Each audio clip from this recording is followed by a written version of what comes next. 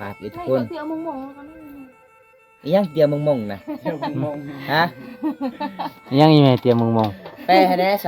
าวไทยเตียวมงๆไอ้แม่จะว่าเตียวมงๆมันยังมันคือดิบเนาะแต่งกับซ้ำหน่วยเนาะหน่วยตัวใหญ่นี่เจ้าสิให้ไผกินนะ ๆผู้ใดใหญ่กับผู้นั้นเนาะ ผู้ใดเจ้าให้ ให้เจ้า โอ้ เป็นยังไงนาคือว่าใส่ทากระแปรงบ่ แมน อ๋อได้เงินซื้อกระแปรงมาได้ใส่ รับจาน นะครับจ้าง สาวไทยตอนนี้ก็ขอขอบใจให้เพิ่นอีกเทื่อนึงแน่ ขอบใจ ใหญ่ใจดี เป็นใหญ่ใจดีเด้อขอให้อยู่ดีมีแห้งเด้อขอให้ร่ำรวย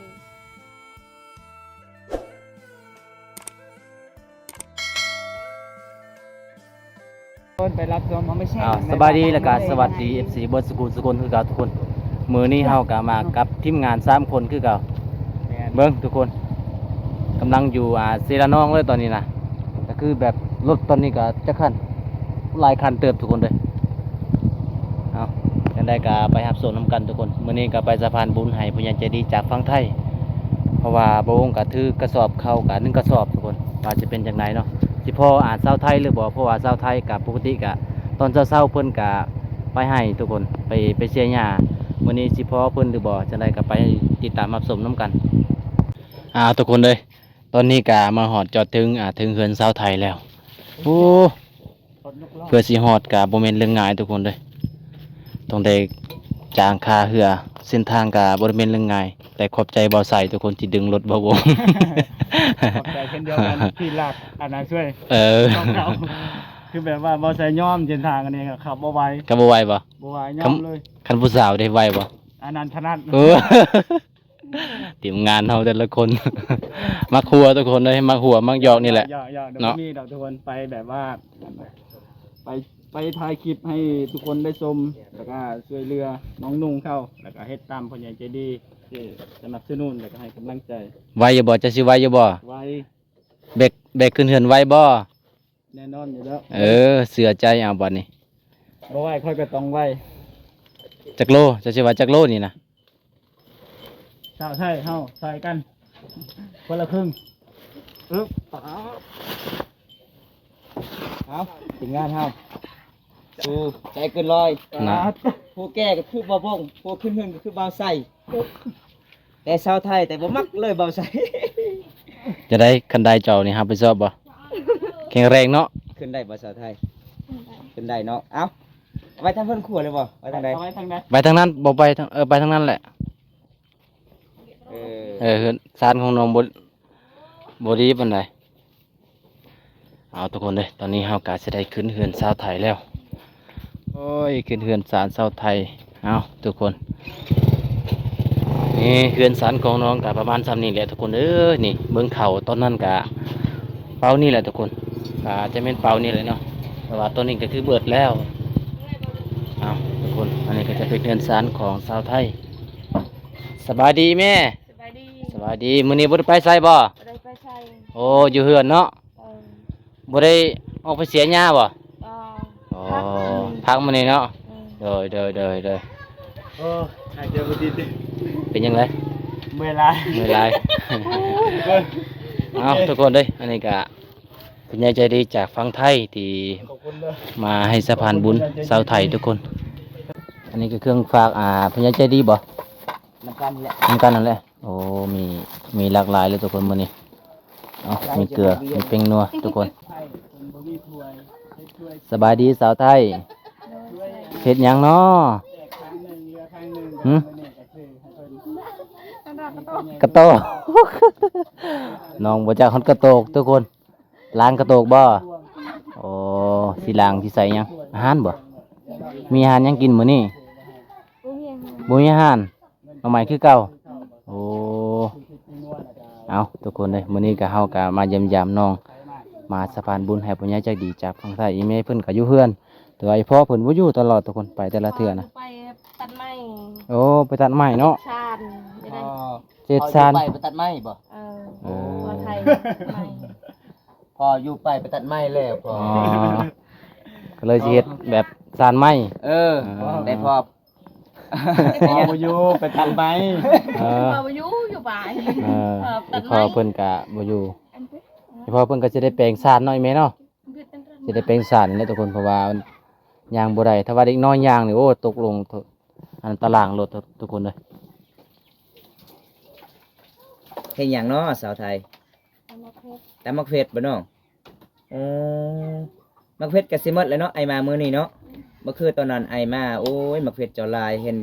น้องตากไปมื้อนั้นก็น้องมีของฝากอีกทุกคน เที่ยวมงๆแล้วก็นี่ อีหยังเตรียมมงๆนะ เที่ยวมอง ฮะ ยังอีแม่เตรียมมอง แปลให้แหน่สาวไทยเตรียมมงๆไอ้แม่จะว่าเตรียมมงๆมันหยังมักเผ็ดดิบเนาะมักเผ็ดยังบ่ทันได้สุกนี่แหละเตรียมมงๆๆมะ นี่ เขือลายเนาะ เตรียมมงๆก็คือมักเผ็ดยังบ่ทันได้แห้ง แม่น มะเขือดิบ แม่ ดิบก็คือเที่ยวมอง เตรียมมงๆ อะไรกันอ่ะเตรียมเลย เอาสาวไทยกับสิตามมาเฟสทุกคน หลังจากนั้นเฮากับสิมามอบให้น้องเลย ที่ผู้ใหญ่ใจะดีเฮาไปสิพันบุญกับทีมงานเฮา3 คนสู้ชีวิตเอหลีทั้งแดดทั้งข้ามน้ำทะเลอีกโอ้ย แม่น ทะเลบ้านเฮาก็น้ำศิลาน้องนะทุกคนเลยแต่คุณอันตรายได้มื้อนี้ประมาณ10ปลายคันพี่น้องขี่บัดเดียวโอ้ยเสียวอีหลีพี่น้องเอ้ย ตรงนี้นาพลเนาะ แม่ ค่อนข้างลำบาก ขันจมน่ะก็แล้วเลยเนาะ แล้วเลยตกมันเลย ตกหมันเลยทั้งรถทั้งคน เฮากะน้ำจิตน้ำใจเนาะเฮากะสงสารน้องเฮากะลุยเต็มที่เพราะว่าน้องก็ขาดข้าว3 มื้อแล้วบ่ได้กินข้าวแล้วก็คอข้าวชาวบ้านมันก็เบิด แม่นครับอันนี้ก็ทาเพิ่นอันนั้นตำเที่ยวมองของเพิ่นก่อน เตียมง ก็คือมะเขือดิบๆเนาะสาวไทยก็สิได้ต้อนรับทีมงานเฮาทุกคนบ่มีหยังเนาะสาวไทยเนาะ ไทยเจ้าสิตำมะเขือบ่สิตำแจ่ว ตำแจ่วคือตำลายแท้ โอ้ พอดีแล้ว พอดีแล้วอายกินบ่หมดดอกมะเผ็ดนะ หน้าตันผักเทียม ตอนนี้เบาไซกะเข้าห้องน้ำดุแล้วตอนเช้า ก็ยังจำไม่ยัง ก็3 หน่วยเนาะ หน่วยตัวใหญ่นี่เจ้าสิให้ไผกินนะ ผู้ใดใหญ่กับผู้นั้นเนาะ ผู้ใดเจ้าให้ ให้เจ้า โอ้ ไม่ใหญ่ก็ให้เบาบนตาโลด เอาแล้วพี่น้องเอ้ยก็แสดงว่า หน่วยใด ตา นู่นนี่บ่ หน่วยนี่มี ฮะ มีแต่นำเด้ อันนี้มักแตงโมอันนี้มักแตงกัวภาษาบ้านเจ้ามักแตงโมบ่มักแตงหยัง ใจ มักเกลปัจจัยโอ้มักแตงไปไว แล้วอันนี่ได้มึงแต่งยังกระผ่าน อันนี้เด้มักแตงกัวนี่เด้ เป็นกว่า มักเกลยวง จักอยู่หวัง โอ้พี่น้อง ภาษาบางกองแต่ว่าแต่ละหมู่บ้านนี่บ่คือกันเด้อพอบางกองนี่ ภาษาบ้านค่อย บ่คือกัน อันนี้ก็มักเกลปอ แกลปอ แกลปอ บ่แม่นการเงินบ่ แกงเงินจังหาก ต่างหากอีก ต่างหาก โอ้ก็คือการเงินก็คือตะลุกอันแหละทุกคนเป็นตะลุก สรุป ทั้งประเทศไทยเนาะเอาทุกคนตำมานาเตรียมมงๆแล้ว กิจการโดยกูเบรกเลยกูไปจะเกินเลยโดยไทยเลย บ่เบียซังหรอเนาะจบจะอุ้ยทางตอนนี้จะปุ้ย cái đó em cái cha em ก็ปุ้ย ได้แล้วแหละบ่น้อง แล้วเนาะบัดนี้เนาะ อ๋อน้องสาวคนงามสาวไทย สาวสวยบ้านป่า แต่บ่แม่นคนไทยเด้อสาวลาว เจ้าบอยนั่นล่ะเจ้าบอยแกงกับแปง อ๋อลืมซื้อขนมมาฝากน้องเนาะ แกงเด้ออะเดี๋ยวดอกแกง เก่งม ผู้ใดจะจำก็จำแบบ ทำแจวแบบโบราณเด้เวลาสมัยตะกี้เวลาออกให้ออกสวนเข้าป่าก็คือครั้งหนึงมีเกลือกับปิ้งนัวครั้งหนึงมีแจว โอ้นี่มีแจวครั้งหนึงมักพริกครั้งหนึงเกลือกับแป้งนัว แม่น ถ้าสมมุติว่าเฮากินมันบ่แซ่บเฮาก็ย่ายอีกเกลือปิ้งนัว พอแล้ว เล็ก พอ ขึ้น แล้ว เล็ก ไป โอ้แบบนั้นเนาะ สูตรแบบโบราณ โอ้ทุกคนเด้เพิ่งจะเคยเห็นนะ เอาบุญให้เลยบุญตาอันนี้ หน่วยมักเต็งโมให้เลย โม บ่ใส่เจ้าสิให้อันใด anh đi อันนี้โอ้ตัวคนเบี้ยวๆเนี่ยบ่ บ่ว่ามึงจะให้ได้ตัวนี้ ให้คอยบดเนาะ เออตัวนี้เอาอันนี้ก็ปากเบี้ยวเลย เอาทุกคนได้หยอกน้องเอา ในเทลเซตหมดกาด ผ่าเลย ทางในมันเป็นสีแดงๆเนาะสาวไทยเนาะมันสุกบ่เนาะ เดี๋ยวตักอะไรครับเดียวนะอันนี้มันแต่งให้ มันคือคล้ายๆมันแตงกิ่งหรือว่าตะลุกเนาะ มันแต่งให้มันเป็นแบบนี้ โอ้อันนี้มันที่ชุกแล้วเนาะตามเบิ่งอยู่ บริสุทธิ์มันแต่ง ซ้ำนี่แหละเนาะ ซ้ำนี่ แห้งมันแก่แห้งก็คือ มันแก่ ส้ม มันแก่แต่ในมันจะสิ เออ แต่ว่าอันนี้ก็ซ้ำนี่แหละสุก บ่แม่นเฮาไปยังดำนา เช้า สาวอ้อยสาวจอยกับข้าวแกงบ่แม่นบ่ตัวนี้บ่ อันนี้แล้ว โอ้ พอแล้วน้อง ก็ดีแล้วไปเดี๋ยวใจ ปลาเบิดบ่ เปรี้ย เป เปรี้ย บ่วง มันเยอะจ้ะ เบิดเบิ่งบัดนี้แบบใดสาวไทยสิพามักแตงโมทุกคน ส่วนสาวโทแม่นตัดครึ่งโลดเป็นตอนโลดสาวไทยสิพาแบบใด มากินมักแกง แบบใดเจ้า สาวไทยเด้อ แบบใดเจ้า โอเค แบบนี้บ่อืม ปึ๊บ สุกหรือบ่สุก ปาด โอ้ กรอบคักเนาะ เรื่องคักเนาะ แม่นผู้ได้ปลูกนี่เนาะเจ้าบ่อีแม่ นี่ อ๋อส่วนนี้แม่ปลูกมักแตงโมส่วนนี้พ่อปลูกมักแตงกวาส่วนเจ้าปลูกมะเขือบ่ มือเครือ แบ่งกันปลูกเนาะเฮ็ดให้เฮ็ด โอ้ สวน เรื่องคักพี่น้องเอ้ย บ่แม่นเรื่องแดงคักเอ้ย แดงคัก น่ากิน พี่น้อง ทุ เอ้ ก ย คน ยูทูบเบอร์เฮานี่แล้วเลยแหละ ไปแนวใหม่เลยเนาะ แดงบ่เรื่อง จักสำคัญเบิดสารก็ว่าคันได้บัดนี้เอ้า อันนี้แหละเขาเอิ้นว่ายูทูบเบอร์ บรู ลาวสุดๆเอาเป็นคนบรูพี่น้องไอ้บ่ถูกเลยทุกคน แม่ แม่นแต่ เราก็ ก็ จำเป็นต้องเรียนต้องฝึกได้ภาษาลาวได้ปกติเฮาก็บ่เป็นเลย ส่วนหลายก็จะเว้าภาษาท้องถิ่นหลาย แม่ กว่ น เนาะ ภาษาบรูอย่างเดีย พ ว อแล้ว ปลา ตัดเครื่อง หมักแตง ตัดเครื่อง หมักแตงให้ทุกคน กินเลยแม่เจ้ากินก่อน สิหวานเนาะ ยัง จะกินก่อนแล้วแม่สาวไทย กินแล้วก็เอิ้น FC แน่ จะจะ เออปอ อุ๊ย เอาไว้นะ นี่แบบจีเลยได้ เออ เวลานอนสิปลูกนี่เอาไว้เอาไว้ตัวได้สิเอาไว้นี่นะ ตัวนี้ ตัวนี้บ่สำนี้น่ะปลูกได้บ่ มัน มันแก่สำได้จึงปลูกได้นะสำนี้บ่ ตัวนี้ โอ้แล้วก็ตัด ก็คือในมันก็น้องก็สิเอาไว้เนาะเอาไว้ฟันมันพี่น้องไอ้ บ่ ปีห วง น้า จะ ก็ กิน สิ ในมัน ได้ เด้อ ปลูก ฝากไว้ให้เขาปลูก อืม เดี๋ยวบ่วงจะกินเบิดทั้งในทั้งเปลือก กินเบิดแล้วแหละ มาเอิ้น FC กินแน่ ยังบ่ได้กิน ยังบ่ได้กินชาวไทย มาเริ่มมากินนมกันหนักแตง เอิ้นหยัง เด้อ เอิ้นภาษาบ้านเจ้าของแก่นบ่ แก่แล้ว มีแก่น จังแก่แล้ว จางแก้ว เออ กินมักแต่งจางแก้วเนาะ จางยง อ้าว เอา น้องว่าจะย่องน้อง จะย่อง น้องกินก่อน กินก่อนเด้อ แขกกินตำลัง นี่ โอ้ เป็นไง ย อืม หวาน แซ่บ เจี๊ยบ แซ่บ เจ็บปะ เอาให้บ่ใส่นี่ แอมลึกเนาะ เบิ่งบ่ใส่น่ะคือน้ำลายแล้ว แน่นหวานเบิ่งคือสิหวานน่ะมึงแต่งให้นะ เดี๋ยวกิน นี่เอาไว้ มาทุกคนมากินหมักแตงโมน้ำกันเด้อนี่ โอ้แดงคัก หวาน เลย เย็นเนาะ หวานบ่สาวไทยหวานบ่ วาน อืม หวานเย็นครับทุกคน อืม สุดยอด เดี๋ยวกินสปาแล้วบัดนี้ อยู่ไส ผมพี่น้องเฮาได้ผ่าน อยู่ชะบึก นี่ อันนี้เลิศ กินมะพร้าวกับเอามะพร้าว มะพร้าวก็มี นี่มัน หวานเจี๊ยบเลยจ้ะ เอาทุกคนตอนนี้เฮากะมาเยี่ยมมายามไทยเฮือนทางสารน้องไทยแล้วมื้อนี้กะบุญรีพี่น้องได้พ่อไอ้เมย์และกะชาวไทยอยู่เฮือนอยู่ศาลเพราะว่าเฮากะมาสะพานบุญให้ผู้ใหญ่ใจดีจากพังไทยมื้อนี้เฮากะมามอบให้ทีมงานมามอบเลยทุกคนเลย แม่นก็คืออันนี้ก็อ่ะขอบใจอีกรอบสบายดีเด้ออ้ายสบายดีอีกรอบเนาะก็คืออันนี้ก็คือของที่ไอเพิ่นโอนเงินมาจากทางไทย FC นั่นแหละแล้วก็ขอบคุณไอหลายๆที่สงสารแล้วก็อินดูชาวไทยที่บ่มีข้าวกินเนาะ แม่ แต่มื้อนี้ก็บ่ใส่ก็เลย จัดให้ตามคำขอจากผู้ใหญ่ใจดีก็อันนี้พริกเกลือ อันนี้ก็คือ เต็งนัวถ้วยเนาะ ถ้วยนี่มื้อนั้นบ่ใช้ไปรอบที่แล้วเนาะเห็นชาวไทยบ่มีถ้วยบิครึ่งหนึงเลือกข้างหนึงก็เลยมื้อนี้ก็เลย และสงสารน้องเพิ่นเนาะ แต่ก็เลยสิมอบเอาขอบใจเพิ่นเนี่ย ใจเด้อลูกเอ้ย นอบ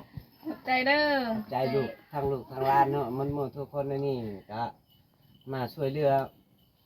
ทางไทย แต่ให้นอนรับให้ได้เงินหมื่นนอนตื่นให้ได้เงินแสน โอ้ยโดย จำไม่รวยเด้ ให้ อ ร่ำให้รวย โดย อันนี้ก็ขอขอบใจและ ดีใจหลายไปพอ ดีใจหลายดี เพราะว่าเฮากับบ่มีข้าวกินแล้วเนาะ จ้ะ 3-4 มื้อแล้วทุกคนเลย จ้ะ อีพ่อก็ดีใจหลาย อันนี้ก็เป็นเงินที่เรื่องเฮาซื้อข้าวเนาะ อ่ะอันนี้ก็คือเงินที่อายเพิ่น ให้มากก็คือ 2,000 บาทเนาะแต่ก็ซื้อข้าวแน่ซื้ออันนี้แน่ซื้อพริกเป็นนัวแน่ก็อันนี้ก็คือเงินที่เหลือก็เอา ขอบใจในเด้อสาวไทย ขอบใจในเด้อ ขอให้อะไรอยู่ดีไม่แห้งขอให้ได้กลับคืนร้อยเท่าพันเท่าเนาะ ยายใจดี ผู้ใหญ่ใจดีอยู่สาวไทยตอนนี้ก็ขอขอบใจไอ้เพิ่นอีกเทื่อนึงแน่ ขอบใจ ยายใจดี คุณยายใจดีเด้อขอให้อยู่ดีมีแห้งเด้อขอให้ร่ำให้รวย ขอให้ปรารถนาสิ่งใดขอให้อายสิ่งอันใดสิ่งนั้นเด้อ ปรารถนาสิ่งใดขอให้ได้สิ่งนั้น ให้ปรารถนา ปรารถนาสิ่งใด ปรารถนาปรารถนาสิ่งใด ขอให้ได้สิ่งนั้น ขอให้ได้สิ่งนั้น ขอให้ได้สิ่งนั้น เอ ขอ อ ให้ได้กลับคืนร้อยเท่าพันเท่าเด้ออายเด้อ นี่เอาเพราะว่าน้องก็ใจะดีหลายเนาะ แม่ ได้เงินแล้วก็ให้พ่อยแม่ แล้วแต่พ่อยแม่ซื้อเนาะน้องเนาะก็คือมื้อนี้อ้ายก็มาเยี่ยมมายามก็บ่มีหยังหลายเด้อน้องเด้อมีแต่ข้าวซอบหนึงแล้วก็เกลือพริกนัวแล้วก็มีถ้วยไปพร้อม หลังจากข้าวซอบหนึงแล้วในครอบครัวของน้องนี่กินประมาณจักอาทิตย์น้องสิเบิด คิดหนึ่ง อาทิตย์หนึง ว้า ปลา เดือนหนึง เดือนหนึงบ่พอ จ้ะ โอ้แสดงว่าเฮาก็กินเทื่อเล็กเทื่อน้อยเนาะ ประหยัดกิน ประหยัดกินทุกคนเลยเฮาก็บ่มีเงินบ่มีคำจะซื้อข้าวพี่น้องมื้อนี้เป็นจังได๋รู้สึกอีพ่อยแม่มื้อนี้เป็นจังได๋ดีใจหลายบ่ ดีใจหลาย อ๋อ ที่ขอมอบขอบใจ โด ทาย ง ผู้ใหญ่ใจดี ผู้ใหญ่ใจดี โด และ ย มุ่นหมู่ทุกคนเด้อ โด โด ย ย อีพ่อยแม่บ่คิดบ่พันเลยบ่ว่ามีผู้ใหญ่ใจดีซื้อให้เขาบ่คิดเลยบ่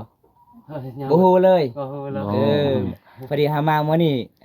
ตกใจแล้วเนาะ ตก ตกใจเลย จ้ะ ปกติก็บ่มีไผมาให้ข้าวเนาะ จ้ะจ้ะ แต่มื้อนี้อีพ่อก็มีข้าวให้พ่อจนตกใจกับอีแม่ทุกคนเลย อีพอไปไสกี่นี่นะไปเช้า เช้าก็ไปตัดไม้ซานเฮ็ดซาน โอ้ เฮ็ดซานอยู่เฮือนนี่ จ้ะ เพราะว่าซานมันสิพังมาแล้วเนาะ แม่นแม่น ๆก็เลยแบบสิไปตัดไม้เนาะสิเฮ็ดขึ้นสิซ่อมแปลงให้มันดีกว่าเก่าทุกคน เพราะว่าถ้าว่าผู้ใดยังแบบไปบ่เบิ่งขนาดตกเลยเนาะไอ้พอเนาะ เอาจังได๋ก็สู้ๆได้พอเด้ออืม อันนี้ก็คือโอ้ยพี่น้องเขามันเหี่ยเพราะว่าเฮือนของน้องตะปูมันเกาะพี่น้องเห็นบ่เฮือนของน้องก็แบบบ่มีไม้แอมก็คือโดยไม้เหี่ยเขาเจ้ามาแอมเฮือนทุกคน โอ้ มามุง ตะปูเนาะ ตะปูเฮือนก็เลยตะปูมันก็สิออกทุกคนเลยเอาตอนนี้แม่เพิ่นก็ดีใจหลายได้จับข้าวตลอดสิได้กินข้าวแล้วบัดนี้ ใช้เศร้าเลย เออไปมื้อนั้นยามนึงแรงคอยถามชาวไทยว่าเป็นหยังเจ้าก็บ่นึ่งข้าวน้องก็เลยตอบว่าบ่มีข้าวกินไอายเอ้ยโอ้เป็นน่าสงสารเลยทุกคน เบาไส้แล้วก็ทีมงาน ตอนนี้ก็กินอีกแล้วบ่สาวไทยกินอีกแล้วเนาะ โอ้มันแซ่บเลย แร มั้ กก็คักแล้วเด้อ เพราะว่าโมเมนต์ว่าอีหยังดอกทุกคนเลยเพราะว่ามันแซ่บหรือมักแตงสาวไทยมักแตงบ่วงน่ะบ่แซ่บปานใดเพราะว่ามันที่จางๆน่ะมักแตงให้สาวไทยมันแซ่บเลยทุกคน มันนัวนะ เอม เอ็มลึ เอมดิ เป็นยังไงสาวไทย หลังจากไปเข่าวแล้ว ตอนแรงน้องกาสิได้นึ่งเข่าวแล้วเนาะโอ้ทุกคนเลยกินดีบัดนี้เอาเพราะว่ามันแสบมันหวานเนาะเดี๋ยวถึงมือจะหาไปสอบเลยอะทุกคนเลยแสบ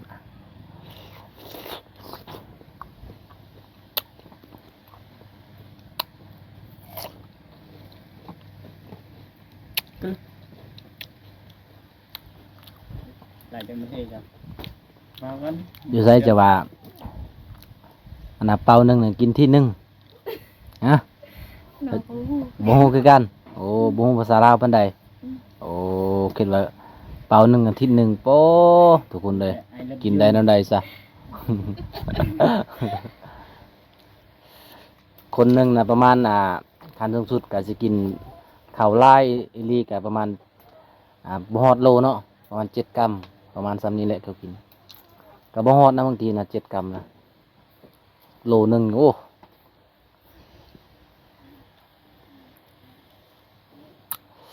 แซ่บๆเลยทุกคนเลย